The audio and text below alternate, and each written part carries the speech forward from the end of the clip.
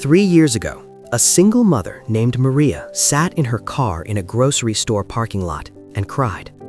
Not because something tragic happened, but because she had $11 in her checking account, 2 kids in the back seat, and absolutely no idea how she was going to survive the rest of the week.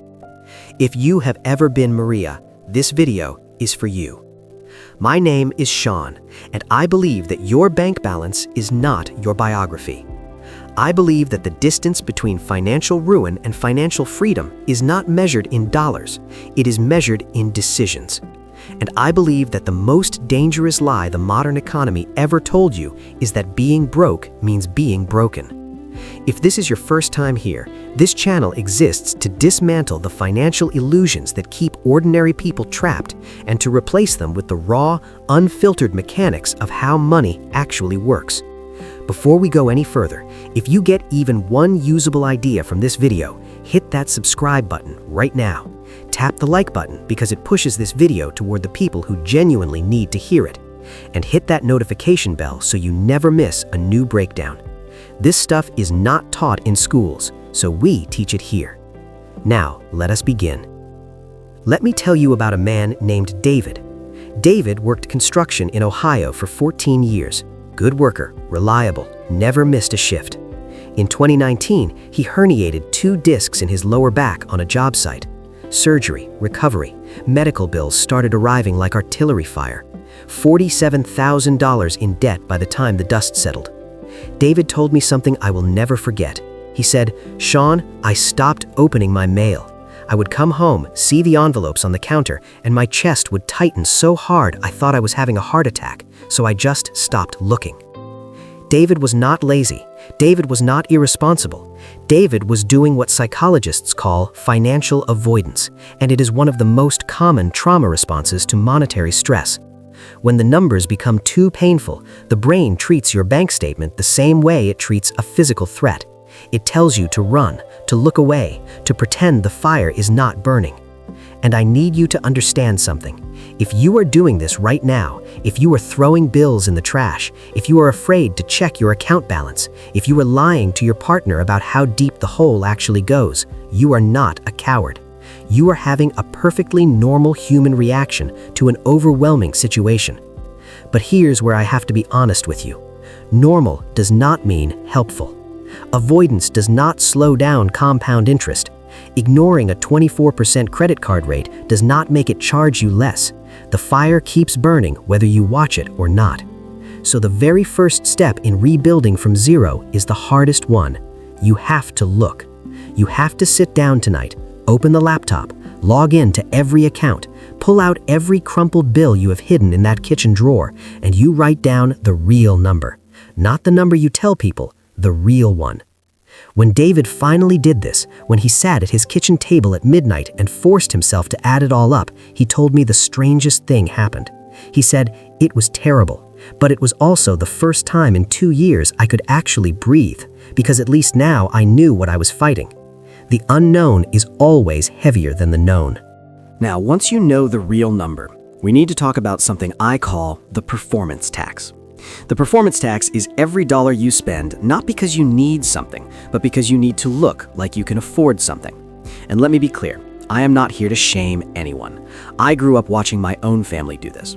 My uncle drove a brand new truck he could not afford because in his neighborhood, what you drove determined how people treated you. He understood the math. He also understood the social cost of looking broke. But here is the financial reality. If you are carrying high-interest debt and you are simultaneously paying $600 a month for a car, $150 for subscriptions and memberships you barely use, and $200 a month on dining out, you are essentially borrowing money at 24% interest to fund a lifestyle that impresses people who are not paying your bills. I want you to think about that mechanically for a second.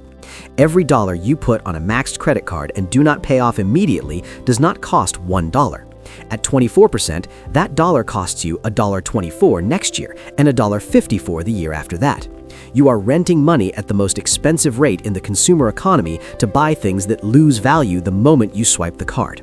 So, here's the move. You declare a temporary financial ceasefire, not permanent deprivation, temporary strategic austerity. You audit every single recurring charge on your bank statement. You cancel what you do not absolutely need to survive. You downgrade what you can. You cook at home. You make coffee at home.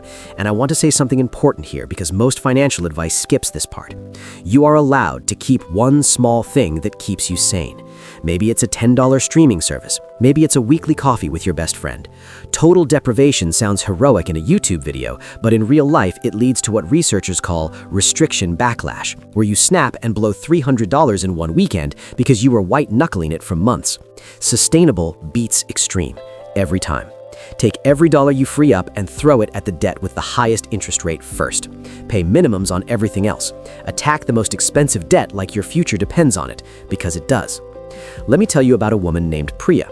Priya was a hotel receptionist in Atlanta, making about $32,000 a year.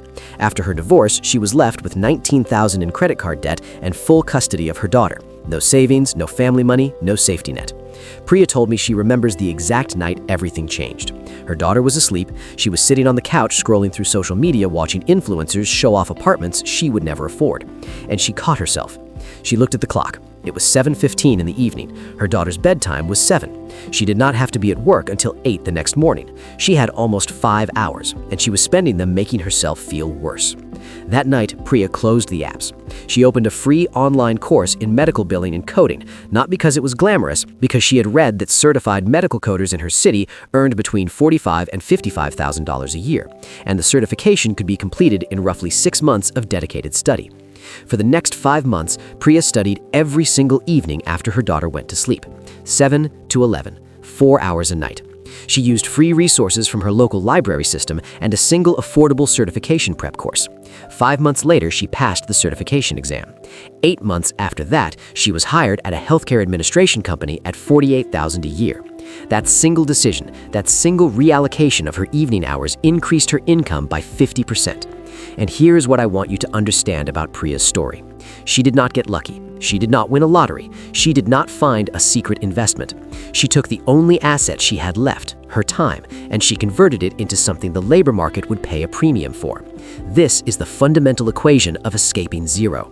When you have no financial capital, you manufacture human capital. You upgrade your skills until the market has to pay you more because what you can do is harder to replace. But let me be honest about something most motivational channels will not tell you. This is not fast.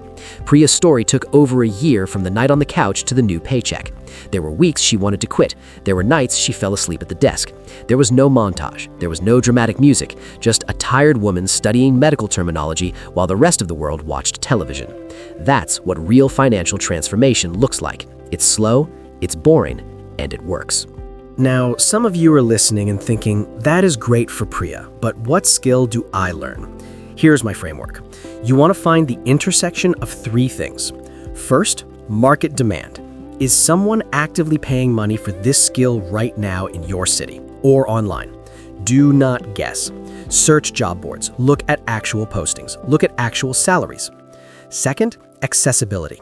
Can you realistically learn this skill with free or low-cost resources in 6 to 12 months while working your current job? If it requires a 4-year degree and $50,000 in tuition, it is not the move right now. You are looking for a door you can walk through with the resources you have today. Third, adjacency. Is this skill even slightly connected to something you already know? A retail worker who understands customer behavior can pivot into sales analytics faster than someone starting from nothing. A warehouse worker who understands logistics can learn supply chain software faster than an outsider. You are not starting from scratch. You have years of lived experience. The goal is to find the skill that lets you monetize what you already understand at a higher rate. Some real examples. Skilled trades like HVAC repair, welding certification, and commercial electrical work are facing massive labor shortages in most cities right now. Healthcare certifications in phlebotomy, coding, or dental hygiene often take under 2 years. Digital skills in bookkeeping, technical writing, and data entry with advanced spreadsheet proficiency can be learned for almost nothing.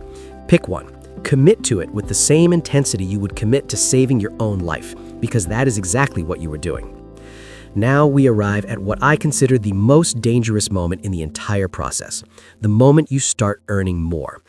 David, the construction worker from earlier, eventually retrained. He got certified in building inspection, which let him stay in the industry he loved without destroying his back. His income jumped significantly, and within 2 weeks of his first bigger paycheck, he told me he felt an almost irresistible pull to upgrade everything. New phone, better apartment, nicer clothes. He called it revenge spending. After years of deprivation, his brain wanted to finally feel like a person again. This is not weakness, this is human psychology. But this is also the exact mechanism that keeps the middle class on the treadmill forever. Income goes up, lifestyle goes up with it, savings stay at zero, vulnerability stays permanent. The discipline is this: when your income increases, your lifestyle stays the same. Every additional dollar goes to 3 places in this order. First, eliminate remaining debt completely. Second, build an emergency cushion of 3 to 6 months of basic expenses in a simple savings account. Third, and only third, begin investing in broad, low-cost index funds or other long-term vehicles. This is not exciting. There is no secret cryptocurrency, there is no hidden stock pick. There is a slow, mathematical, almost boring snowball that grows in silence while you sleep. And it is the single most reliable wealth-building mechanism available to ordinary people. Now, I want to close with something slightly uncomfortable, because I would not be Sean if I did not say the quiet part out loud. The system you are operating inside was not built for your benefit. Consumer credit was not designed to help you. It was designed to extract interest payments from you for as long as mathematically possible. Advertising was not designed to inform you. It was designed to manufacture dissatisfaction so you would buy things to fill a void that purchases can never fill. I am not saying this to make you angry. I am saying this so you stop blaming yourself for falling into traps that were engineered by some of the most sophisticated behavioral scientists on the planet. You were not stupid. You were targeted. But I am also going to say this: knowing the game is rigged does not excuse you from playing it strategically. You cannot wait for the system to become fair. You cannot wait for a politician to fix it. You have to navigate the board as it exists right now with the pieces you have today. And the beautiful paradox is this: the very skills you build to escape the trap, the discipline, the financial clarity, the ability to delay gratification, these are the exact skills the system hoped you would never develop. Every dollar you refuse to waste on the performance tax is a dollar the consumer economy loses. Every evening you spend building skills instead of consuming content is an evening the attention economy cannot monetize. Your financial independence is a quiet act of rebellion. Let me leave you with one last thing about Maria, the woman from the grocery store parking lot. I spoke with Maria recently. It took her 2 years. She went through a non-profit credit counseling program that negotiated her interest rates down. She learned bookkeeping through a community college workforce program that was almost entirely subsidized. She tracked every dollar on a handwritten spreadsheet taped to her refrigerator. She is not rich. She still drives a 10-year-old car. She still cooks most of her meals. But her debt is gone. She has a 4-month emergency fund. And she told me something that made me stop and write it down. She said, "Sean, the money is nice, but that is not what changed. What changed is that I am not afraid anymore. I wake up in the morning and I am not scared of the mail. I am not scared of my phone ringing. I am not scared of my own life." That is what financial freedom actually means. It does not mean yachts. It does not mean penthouse apartments. It means waking up without the weight on your chest. Your bank balance is not your biography. Your past does not own your future, and 0 is not a death sentence. 0 is the starting line. My name is Sean, and I will see you in the next one.